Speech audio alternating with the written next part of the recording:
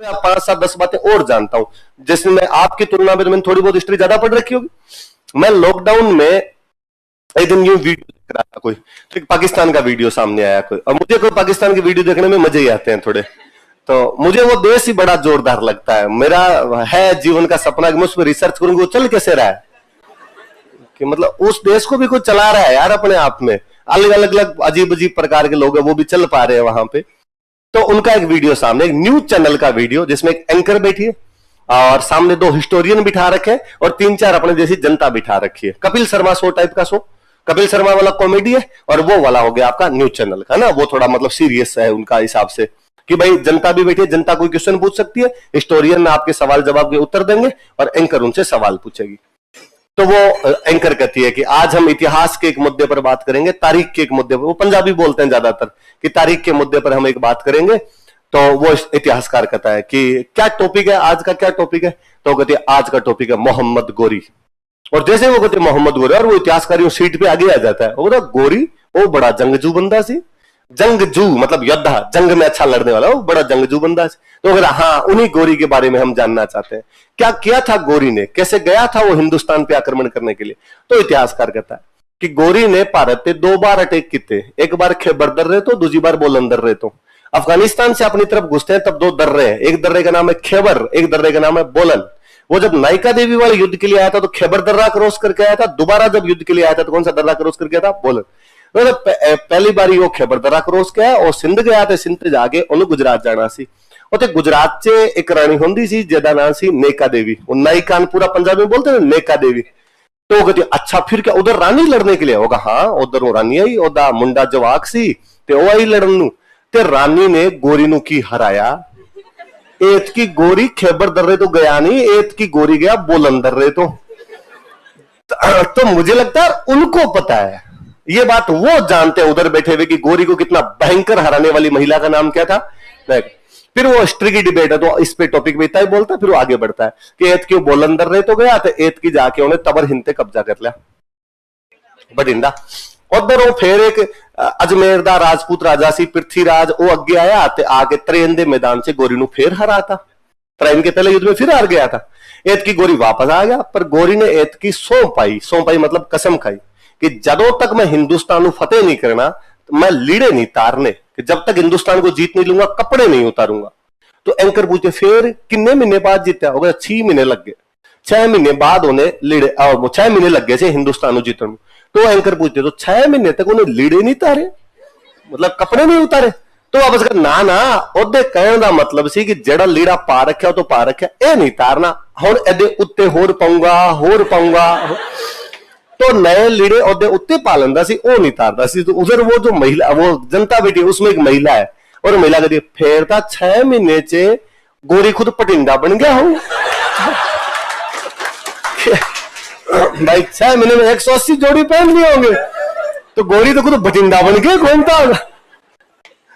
तो वो फिर वापस कहती है कि वो एंकर पूछती है फिर क्या हुआ, एत की त्रेंदे मैदान से फिर युद्ध होया, वो 1192 का साल सी, एत की गोरी जत गया, तो गोरी ने जत के पृथ्वीराज को फड़ लिया, फड़ के उन्होंने मारता और हिंदुस्तान पे कब्जा कर लिया, दिल्ली पे कब्जा कर लिया, अजमेर पे कब्जा कर लिया। तो वो खत्म होता, वो अपनी बात को कंप्लीट करता है। तो वो कहती है कि आपने बहुत अच्छी जानकारी दी है, सब लोगों के लिए बहुत अच्छी जानकारी। इतने वो वापस इतिहासकार कहता है कि पर ओ तारीख 1192 सी, पर ओ तारीख अज तक हिंदुस्तान ते पाकिस्तान दी सियासत नू ते तिजारत नू बड़ा प्रभावित करती है। मतलब 1192 का त्रैन का युद्ध आज भी पाकिस्तान और हिंदुस्तान की राजनीति को प्रभावित करता है। तो अज किवें प्रभावित करती है, तो वो वापस कहता है कि लै तेनू पता नहीं, थोड़े साल पहला हिंदुस्तान वाला ने एक मिसाइल बना ली सी, मिसाइल, तो ओदा नाम रखा पृथ्वी। अपने एक मिसाइल थी पृथ्वी, कि हिंदुस्तान वाला ने एक मिसाइल बनाई, ओदा नाम रखा पृथ्वी। फिर आपां नू पता लगा कि उन्होंने पृथ्वी बना ली, आपा बनाती गोरी। उनको पाकिस्तान वालों को ये लगा कि पृथ्वी मतलब पृथ्वीराज, तो पृथ्वी को कौन हरा सकता, आपा बना ली गोरी, और बेटा बेटा करे, और उन्होंने बनाई पृथ्वी तो आपा बना ली गोरी। मुझे लगा यार तुम्हारे इतिहास की डिबेट है, उन्होंने बनाई पृथ्वी तो आपा बना ली गोरी। मुझे लगा कि मैं इसको टीवी में घुस के कहूंगी भूंगड़, वो पृथ्वी त्रिशूल आकाश नाग उस प्रकार पृथ्वी है, हमारे वाले का पृथ्वीराज चौहान से कोई भी लेना देना नहीं है। तुम गोरी भगवान जाने क्यों बना रहे हो, पर आपा बनाई पृथ्वी तो उन्होंने की बना ली पर मुझे उनके वो डिबेट सुन के बड़ा मजा आया कि यार कम से कम ये नायिका देवी को जानते थे, है तो मूर्ख ही, वो तो अपने जानते हैं कि भाई ढंग की बात तो क्या करेंगे। कि पाकिस्तान अपनी हिस्ट्री को बड़ा अजीब सा पढ़ाता है। पाकिस्तान अपनी हिस्ट्री शुरू ही करता है 712 से। पाकिस्तान कहता है कि 712 में एक बंदा था मोहम्मद बिन कासिम। बंदा कौन था?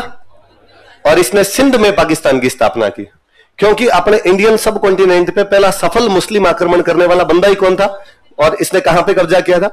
कि 712 में सिंध में मोहम्मद बिन कासिम ने पाकिस्तान की स्थापना की। पाकिस्तान मतलब पाकिस्तान, पवित्र स्थान, तो पवित्र स्थान की स्थापना की।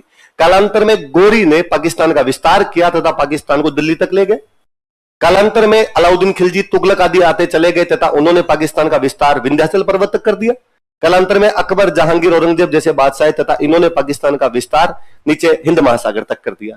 अब पूरे पाकिस्तान पर इस्लामिक सत्ता थी। तभी देश में अंग्रेज आ गए तथा अंग्रेजों ने पाकिस्तान पर कब्जा कर लिया। पाकिस्तान को आजाद करवाने के लिए पाकिस्तान में एक पार्टी बनी जिसका नाम था मुस्लिम लीग, और मुस्लिम लीग ने आजादी की लड़ाई लड़ी और मुस्लिम लीग ने पाकिस्तान को आजाद करवाया। लेकिन तभी पाकिस्तान में एक देशद्रोही पार्टी और बनी जिसका नाम था कांग्रेस। उसने अंग्रेजों का साथ दिया तथा अंग्रेजों का साथ देकर पाकिस्तान के दो टुकड़े करवा दिए, एक टुकड़े का नाम पाकिस्तान, एक टुकड़े का नाम हिंदुस्तान। उनकी हिस्ट्री 712 से शुरू होती है, 1947 तक इस प्रकार खत्म हो जाती है। उससे पहले की हिस्ट्री नहीं पढ़ाते। उनकी सारी किताबें इसी प्रकार 712 से शुरू होगी, वहां पर जाकर खत्म हो जाएगी। तो पाकिस्तान का एक बहुत अच्छा हिस्टोरियन है हसन निसार, कभी वीडियो सुनना, वाकई बहुत लेबोरियस बंदा है, जेन्युइन बंदा है। तो हसन निसार हमेशा कहता है कि वो देश जो अपने बच्चों को अपनी सही हिस्ट्री नहीं पढ़ा पाता, उससे बुरा कोई देश नहीं हो सकता। तो पाकिस्तान को गालियां निकालता है। वो कहता है कि हमारा देश गोरी के नाम पर मिसाइल बनाता है। हमारा देश इस बात को नहीं जानता कि गोरी ने सबसे अधिक लूट, सबसे अधिक हत्याएं, सबसे अधिक बलात्कार हमारी धरती पे किए थे। गजनी की तरफ से आने वाला हर लुटेरा, बलात्कारी दरिंदा पाकिस्तान को लूट के गया है। हिंदुस्तान पे बाद पहुंचा होगा, पहले हम बीच में आ रहे थे। जो देश गोरी और गजनवी जैसे लुटेरों को, आक्रांताओं को महिमा मंडित करता रहेगा, वो देश इस बात को कैसे जान पाएगा कि इतिहास नाम की चीज क्या होती है। वो हसन निसार कहता है कि पाकिस्तान को यदि हिस्ट्री पढ़ानी है तो पाकिस्तान पढ़ाए कि यहां पर हमारे एक महानतम राजा हुआ था कनिष्क। कनिष्क की राजधानी थी पेशावर। हमारा महानतम राजा था कनिष्क, जिसने पूरे रेशम मार्ग पर कब्जा कर लिया था। पाकिस्तान पढ़ाए कि किसी समय हमारे यहाँ के विश्वविद्यालय हुआ करता था तक्षशिला, जहां पूरे विश्व को पढ़ाया करता था। पाकिस्तान पढ़ाए कि इस दुनिया में सबसे पहले नगर कहीं बने थे तो वो दो शहर है हड़प्पा और मोहनजोदड़ो, और दोनों के दोनों कहां पर है, पर पाकिस्तान नाम ही नहीं लेता। पाकिस्तान पढ़ाए कि वो महान मौर्य सम्राट अशोक, जिसने धम्म नीति अपना ली थी, राजा बनने से पहले तक्षशिला का गवर्नर हुआ करता था, उसके बारे में बताए। वो बताया कि उसके अभिलेख हमारे किन किन कोनों से प्राप्त होते हैं, पर वह यहां से शुरू ही नहीं होती। हिस्ट्री कहां से शुरू होती है? 712 से शुरू होती है, 47 में जाके हिस्ट्री क्या हो जाती है, खत्म हो जाती है। पर फिर भी मुझे लगा कि यार नायिका देवी को जानते हैं। मैं उस दिन गद हुआ कि थैंक यू पाकिस्तान, कुछ ना कुछ ढंग का काम तो करता है यार। हमारे वाले नहीं जानते, पर तू कम से कम जान तो रहा है। तुम्हारे लोग जानते तो है कि नायिका देवी नाम की महिला आई थी, उसने गोरी को, तो बच्चों आज से याद रखना है, कौन महिला थी, कौन से युद्ध में, कब हुआ था, किसको हराती है, बेटे का नाम क्या था, मूलराज। क्या नाम था? मूलराज सेकंड। और कौन कौन अपने राजस्थान वाले लड़ने के लिए गए थे? क्या लाइन? कीर्तिपाल और धारावर्ष। कौन कौन गए थे? क्या लाइन? कीर्तिपाल और धारा। ये तमाचा है उन लोगों के मुंह पर जो कहते हैं कि भारत के राजा इसलिए हार जाया करते थे क्योंकि वो संगठन नहीं बनाते थे। तो मंग तो तुमने बताया नहीं वो युद्ध जिनमें संगठन बना के जीते थे। तुम खा गए उन युद्धों को। तुमने बताया तराइन का युद्ध, और तुमने कहा कि पृथ्वीराज चौहान इसलिए हार गया था क्योंकि पड़ोसी राजाओं के साथ उसके विवाद थे, अन्य किसी राजा ने साथ नहीं दिया। और इस आधार पर तुमने कंक्लूजन निकाला कि भारत पर विदेशी इसलिए जीत पाए थे क्योंकि भारत के राजा संगठन नहीं बनाते थे और भारत के राजा आपस में लड़ते रहते थे। क्योंकि यदि तुम कायंद्रा का युद्ध पढ़ा दो तो तुम्हारी बात को उल्टी करनी पड़ जाए और तुम्हें कहना पड़ जाए कि कायंद्रा के युद्ध में संगठन था, केलन, कीर्तिपाल, धारावर्ष तीनों राजस्थान के राजा थे, साथ देने के लिए गए थे गुजरात वालों का। पर आपका प्रोपेगेंडा सेट नहीं होता बाद में। ये जितने इतिहासकार है केवल प्रोपेगेंडा सेट करके गए, इसके अलावा और कुछ ही नहीं करके गए। तो धारावर्ष याद रहेगा कौन से युद्ध में भाग लेता है? धारावर्ष वैसे बड़ा ही शक्तिशाली राजा हुआ। धारावर्ष के लिए एक कहा